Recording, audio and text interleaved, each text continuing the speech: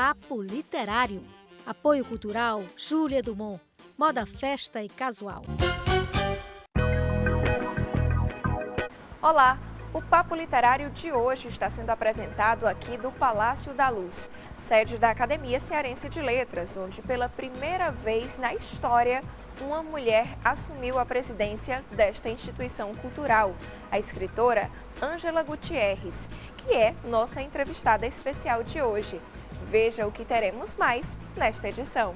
Você vai conhecer o livro Liberto do Cárcere, do advogado cearense Falcão Neto. Tem também o papo virtual com o escritor e coach Paulo Vieira e a participação do coletivo Escambau com mais uma crítica de literatura. É tudo agora no Papo Literário.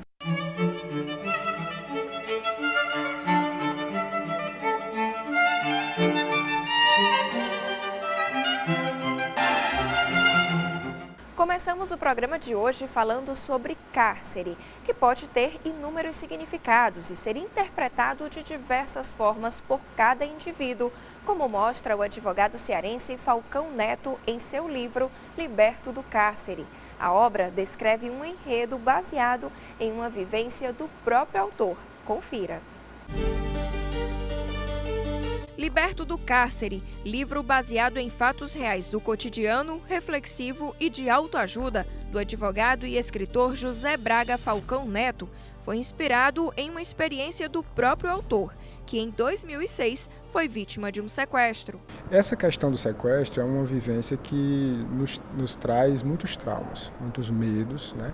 E uma história muito forte. História essa que eu não tenho mais como conviver sem imaginá-la na minha mente, na minha consciência. A forma que eu encontrei de tratar essa história dentro de mim mesmo, de me autocompreender melhor, foi justamente escrevendo esse livro, né? Procurei muitas ajudas para conseguir encontrar o alívio, tratamento psicológico, religião, né? No caso eu sou espírita e falo um pouquinho, não estou fazendo uma apologia propriamente ao espiritismo, porque eu acho que toda religião é válida e a forma que eu encontrei de tratar esses medos foi encará-la, foi refletir, foi pensar. Lançado em 2018 no município de Pereiro, cidade natal do escritor, a obra trata do tema cárcere, referindo-se às prisões mentais. Muitas vezes nós estamos aprisionados por situações que, de tão cotidianas, nos passam desapercebidas. Nós achamos que são dificuldades que a vida nos traz, quando na realidade são imposições que a nossa própria mente nos traz, nos causa, né?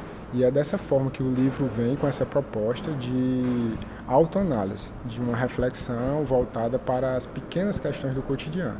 Com 158 páginas e capítulos bem reflexivos, a ideia é despertar a imaginação dos leitores, já que os personagens existentes não têm nome. Todas as suas personagens não trazem nomes, elas não têm nomes algum. E o intuito é justamente esse, a pessoa, ao longo da leitura, imaginar se porventura passou, se está passando ou se pode até vir a passar por aquela situação que aquela personagem sem nome está ali a lhe revelar. E que tal escrever sua própria história? Pois é, na publicação há muitas perguntas feitas pelo autor aos leitores, uma forma de estimular o público a escrever também um livro. Perguntas são feitas ao longo de todo o livro. Nós estimulamos a pessoa a responder com a maior sinceridade possível, né? E ao final teremos 4 perguntas, o livro traz essas 4 perguntas, que também precisam ser respondidas individualizadas, né? O intuito dessas 4 perguntas finais é a pessoa se autoanalisar e começar a escrever o livro da sua própria vida, se melhor compreendendo, buscando o melhor entendimento de si mesmo.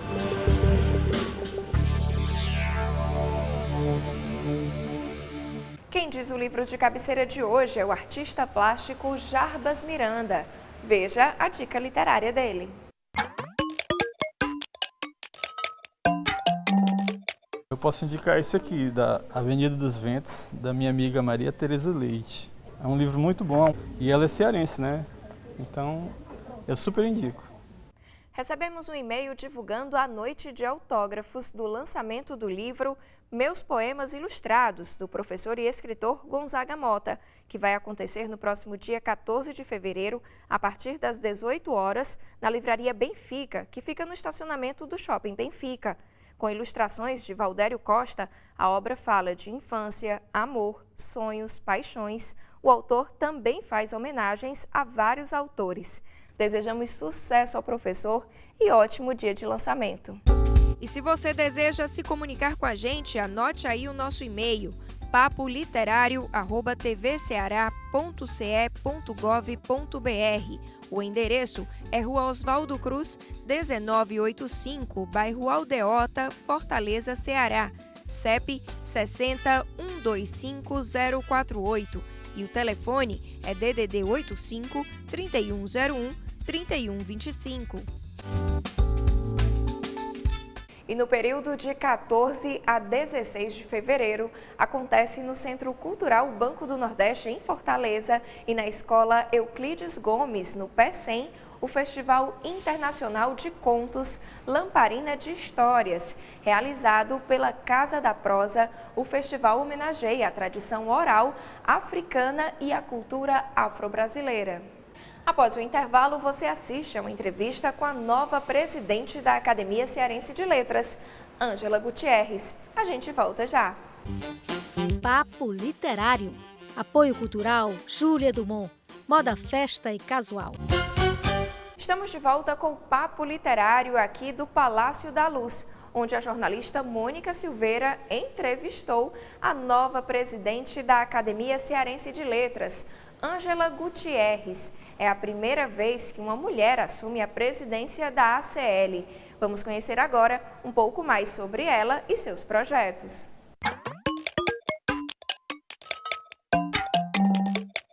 Olha, Soraya, é uma grande honra estar aqui ao lado da primeira mulher a assumir a presidência da Academia Cearense de Letras, a professora e escritora Ângela Gutierrez, que assumiu assim, um fato histórico, né? Porque pela primeira vez, depois de 124 anos, uma mulher assume a presidência.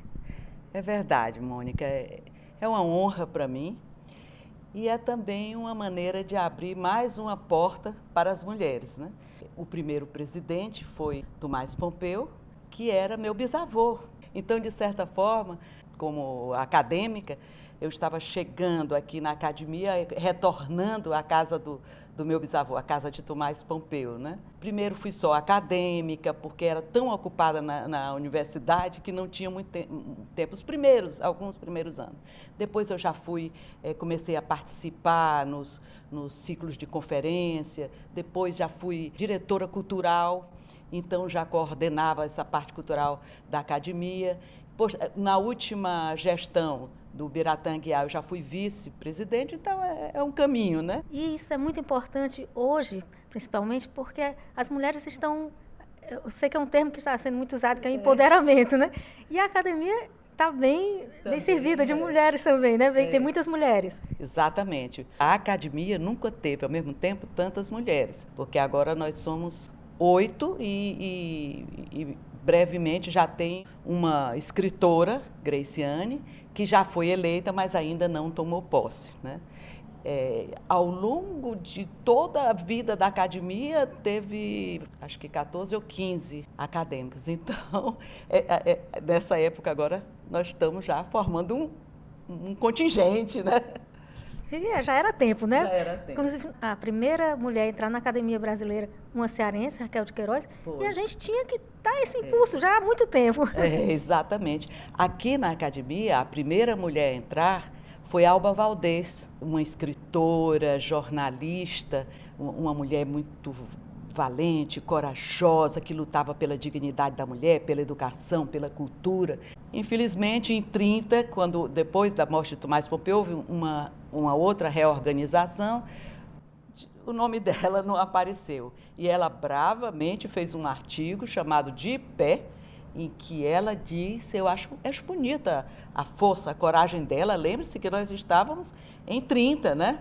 Ela diz que todas as patrícias, e especialmente as mulheres, expressão dela, que mourejam nas letras, tinham sido ofendidas também, porque retiraram a mulher e realmente, durante alguns anos, a academia voltou a ser uma associação só de homens de letras, né?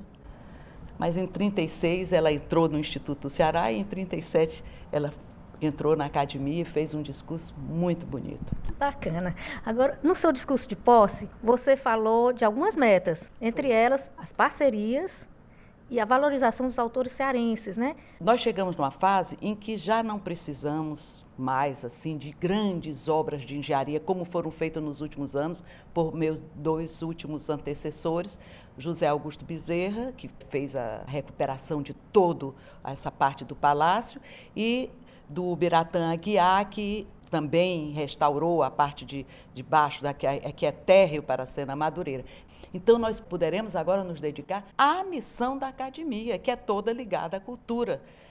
Já Thumais Pompeu falava na academia como um local não só de criação de cultura, como de divulgação de cultura, de difusão, como de partilhamento de pesquisas sobre letras, cultura. Escolhemos como tema o escritor cearense, a literatura cearense, será o nosso fulcro, nosso centro. E a partir daí é que faremos as outras atividades. Vamos retomar o ciclo de conferências, que já é uma tradição muito respeitada da academia. Pretendemos fazer atividades que valorizem os nossos acadêmicos do passado e também os acadêmicos do presente. Vamos fazer não só atividades de grande vulto, mas atividades pequenas também, clubes de leitura com textos de autores cearenses, encontros de poetas. A cultura cearense é muito rica. Nós não estamos em Torre de Marfim, tanto nós queremos abrir a porta e receber outras instituições e pessoas que trabalham em cultura, como nós também queremos levar o que é nosso para a sociedade. Vamos continuar uma parceria muito importante, que é a parceria com a Secult, e queremos criar mais laços com a Secult-For. A Secult lançou uma nota oficial, né? Colocou no seu site uma nota oficial, muito entusiasmada, sobretudo o seu próprio secretário de Cultura, o Fabiano Piuba, com a entrada da nova diretoria e até, para minha honra, com a minha presidência, né? Então, e já abrindo as portas de lá, as portas do prédio do São Luís, o prédio da Secult, né? Também para a academia. Não teríamos como nos manter um palácio imenso desse, a manutenção dele, podem imaginar como gera gastos, né? Então, há vários grupos, como a família M. Dias Branco, que tem nos ajudado, a Fundação Beto Studart, a família de Ayrton Queiroz. Então, são pessoas que ajudam a cultura, apoiam a cultura, que a cultura também precisa de dinheiro, de verba para agir, para promover suas atividades, né? Bom, e a gente queria encerrar falando um pouco também da Ângela, né? Da Ângela, porque, claro, todo mundo conhece a Ângela, acadêmica e tudo, mas fala um pouco de você, a emoção de estar aqui na casa, que você falou do seu bisavô. E como é a Ângela? Cresceu já com literatura? Você já andava aqui por essa casa quando mais nova? Eu nasci na casa do meu bisavô, que ficava na 24 de maio, e que era a Casa de Thumais Pompeu. E a academia também recebeu o nome de Casa de Thumais Pompeu por ele ser o primeiro presidente. Assim como a Academia Brasileira é Casa de Machado de Assis. Quando eu nasci, há muito tempo que ele já tinha falecido, mas minha avó, minha mãe, todas as pessoas que moravam na casa, eu sou a 6ª filha dos meus pais, eles todos falavam muito no meu bisavô, não tanto como presidente da academia, mas como intelectual que recebia todo mundo na casa. Ele tinha, imagine você, ele tinha um horário durante a manhã até 10 horas da manhã, a porta da casa ficava aberta e a porta do gabinete dele, e podia chegar qualquer pessoa, havia umas cadeiras como se fosse num consultório, qualquer pessoa se sentava ali e o próximo saía alguém, a pessoa ia lá conversar com ele. É isso que a gente quer, é dar continuidade ao trabalho dele, que foi um homem assim aberto para o seu tempo. Encontrei no discurso dele do primeiro ano da academia, ele falava que o descontentamento, que o fato de não haver pensamento único, mas diversos pensamentos e opiniões, era muito importante para que a cultura se desenvolvesse. E nós estamos numa época em que algumas pessoas acham que deve haver um pensamento único. Isso não é possível. Isso mata a cultura. Então, a Ângela, criancinha, já nasceu abrindo as portas e visitando a imensa biblioteca do bisavô.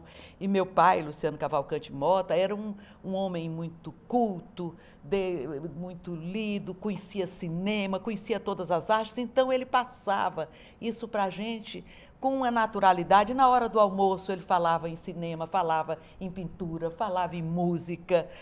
Nós nos educamos assim, eu e todos os meus irmãos. Meu pai disse que eu aprendi a ler muito cedo e desde cedo li. Ele de manhã me dava um livro, quando chegava de noite, minha filha, leu, o que você leu? E eu ia trocar ideias, imagine só. Eu trocava ideias com ele e ele ouvia minhas ideias, comentava minhas ideias.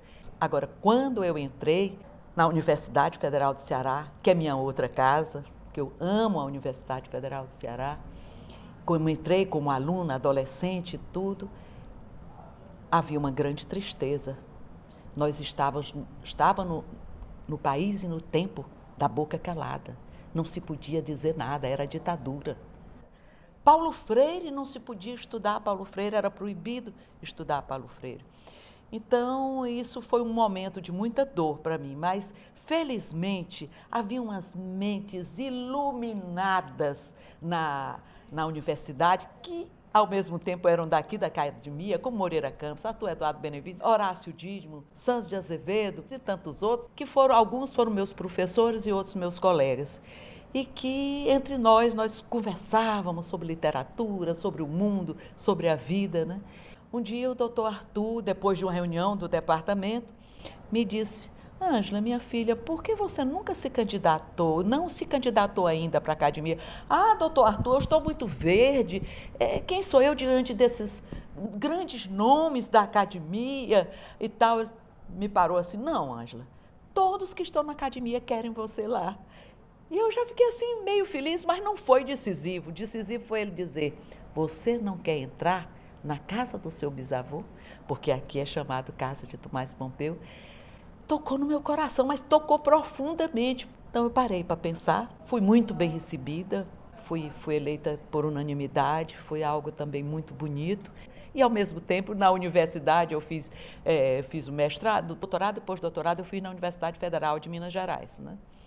Lá continuei trabalhando, eu não sei como é que consegui ao mesmo tempo ser mãe, eu tenho 3 filhos, né?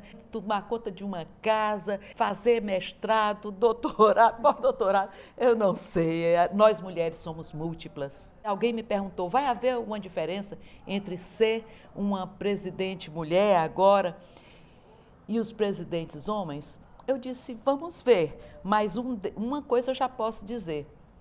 As mulheres têm uma capacidade que elas foram, ao longo do tempo, pelo fato de terem muitas missões ao mesmo tempo, muitas atividades ao mesmo tempo, de serem múltiplas. E também eu conto com uma bela diretoria, com um vice que é Juarez Leitão, conto com várias acadêmicas, como na cultura, a Lurdinha Leite Barbosa, na comunicação, Beatriz Alcântara, na parte de finanças está a Giselda Medeiros, uma grande escritora, na parte de publicação está a Noemi Elisa, que já está nesse posto há muito tempo, já tem muita experiência, né? E também aos homens, né? O secretário-geral é Flávio Leitão, um médico, dublê de escritor. O secretário adjunto é o Batista de Lima, um escritor admirável. O Hernando Uchoa Lima vai nos assessorar como na parte jurídica. Eu não estou só, estou com uma diretoria excelente. E são pessoas admiráveis, né? Admiráveis. Então, eu acho que estou muito bem acompanhada. Com certeza. Ângela, é um orgulho para nós, mulheres, né? Parabéns por essa conquista, né? E muito obrigada por sua participação no nosso programa Papo Literário. É um prazer para mim também, Mônica. Há quantos anos que nós nos conhecemos, não é? Então é um grande prazer também estar com você, que entende muito de literatura, escreve também. Então é um prazer imenso estar aqui com você.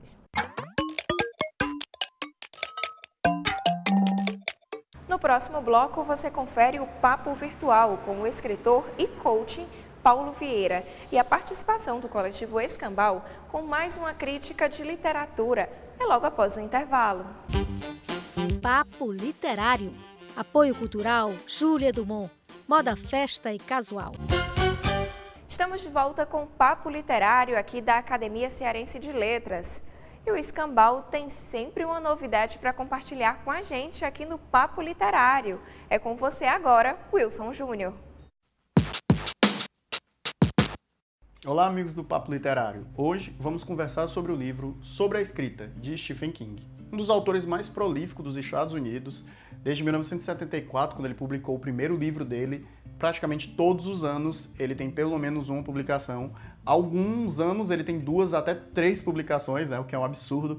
E para quem conhece a obra do Stephen King, sabe que ele escreve calhamaços, né, são livros de 800, 900, 1000 páginas. Além disso, tem livros de conto e outras sagas que ficam ali de lado, né? Além de que ele trabalhou como roteirista e já até diretor de cinema. Ele é um dos autores mais adaptados para o cinema, né? As obras do Stephen King estão aí sempre em séries e filmes, está sempre saindo desde os anos 90, dos anos 80, direto a gente vê adaptações das obras dele.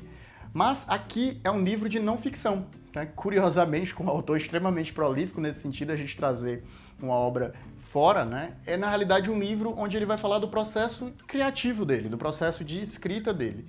E ele divide esse livro mais ou menos em 3 partes, onde na primeira parte a gente vai ter uma biografia do autor, onde ele vai falar um pouco sobre a vida dele, mas com o olhar de escritor. No caso, pensando ali aqueles vários momentos da vida e como isso foi levado para a literatura dele, como essas vivências e experiências foram transformadas em literatura.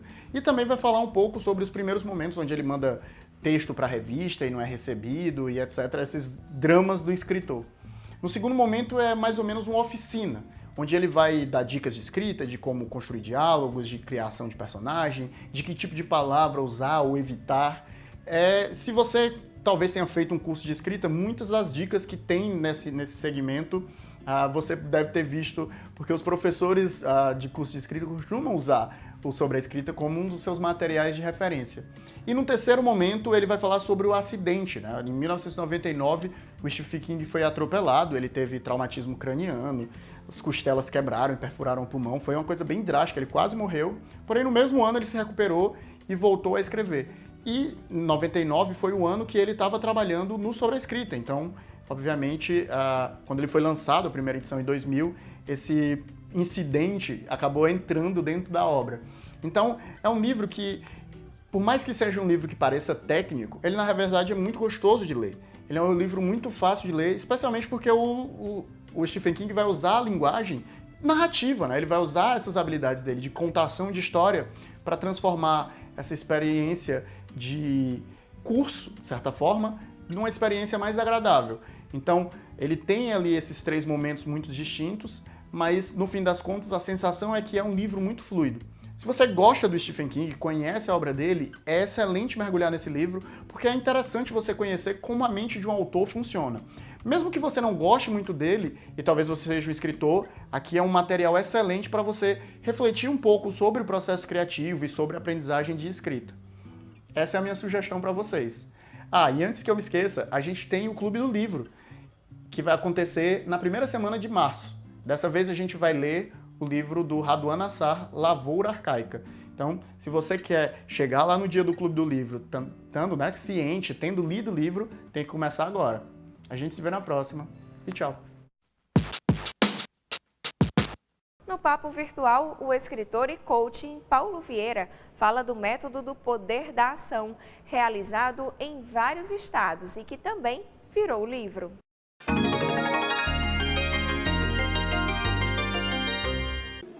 O poder da ação, mais uma vez, foi extraordinário. Tivemos em vários lugares do Brasil, sempre com 1.500, 2.000 pessoas. Aqui em Fortaleza foram 2.100 pessoas. onde tiveram ferramentas, conceitos, técnicas para tirar a vida ideal do papel, para transformar um sonho numa realização. Existem pistas, existem ferramentas, métodos para fazer isso. Muitas pessoas têm deixado isso passar, muitas pessoas têm desistido de sonhar, outras pessoas têm buscado ferramentas para fazerem sua vida acontecer, seus sonhos acontecerem. E foi o que aconteceu aqui no Poder da Ação em Fortaleza, no Rio Grande do Sul, em Ribeirão Preto, em Manaus, no Brasil inteiro. Método e ferramenta de realização pessoal e profissional. Competências emocionais, acabar a procrastinação, acabar a falta de foco, acabar a autossabotagem, estabelecer parâmetros de altíssimo desempenho, parâmetros de realização. Esse é meu convite a todos, que nós sejamos mais, façamos mais e tenhamos mais. Chegou a hora de saber quais os livros mais vendidos da semana em Fortaleza. A pesquisa desta vez foi feita na Livraria Leitura. O livro de autor estrangeiro mais vendido da semana em Fortaleza foi O Fim do Alzheimer, do médico Dale E. Bredesen. Na obra, o autor mostra que o Alzheimer não é uma única doença, e sim muitas que são impelidas por diferentes mecanismos, se manifestando de diferentes formas e em diferentes idades. Na publicação é apresentado um programa detalhado com maneiras de reequilibrar mecanismos do corpo, ajustando fatores do nosso estilo de vida, como nutrientes, níveis de hormônio, estresse e qualidade do sono. Já o livro nacional mais vendido foi Me Poupe, de Natália Arcuri. A autora, que é jornalista e ficou conhecida em todo o país por conta do sucesso do seu canal de vídeos com dicas de como economizar dinheiro, agora lança esta publicação, que tem como proposta ajudar os leitores a poupar e evitar compras compulsivas, seguindo os 10 passos para nunca mais faltar din-din no seu bolso. E o livro de autor cearense mais vendido foi Poesia que Transforma, de Braulio Bessa. O autor, natural de Alto Santo, interior do Ceará, conquistou o público com seu primeiro livro de poesias. Agora emociona os leitores com mais 30 dos seus poemas, que tanto têm encantado os brasileiros. O livro é ilustrado pelo artista baiano Elano Passos e traz depoimentos de fãs de todos os cantos do país. E hoje vamos apresentar no Clipoema os versos de Persistência, de Felipe Feijão, o terceiro colocado do concurso de poesias do Papo Literário de 2018. A narração é de Everton Lucas. Quando a chuva alcança a terra seca, traz vida, umidade, esperança. Renova o olhar sertanejo, faz de novo sonhar uma criança. Açudes cheios transbordam depois de anos vazios. Alegria para o povo humilde, sonho que conduz a novos plantios. A realização é incompleta, o estado ainda é preocupante. Situação de alerta, seca castigante. Povo esperançoso que não se cansa, no olhar para o céu a fé sincera, esperando de São José a manifestação da desejada quimera. O Papo Literário de hoje fica por aqui. A gente volta a se encontrar no próximo sábado com mais informações literárias para vocês. Até lá!